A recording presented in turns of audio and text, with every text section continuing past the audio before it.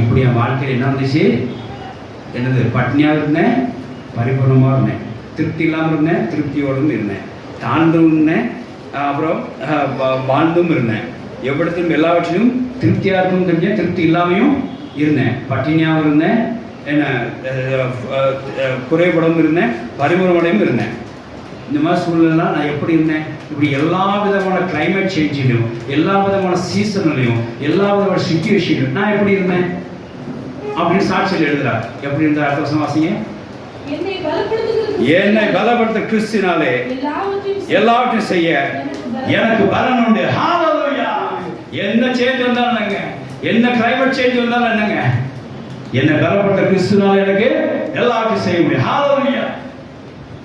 காலேஜில் இருந்து டீச்சர் வந்தாலும் பரவாயில்ல, காலேஜில் இருந்து என்ன ஏதோ மாற்றம் கொண்டு வந்தாலும் பரவாயில்ல, ஸ்கூலில் எந்த டீச்சர் வந்தாலும் பரவாயில்ல,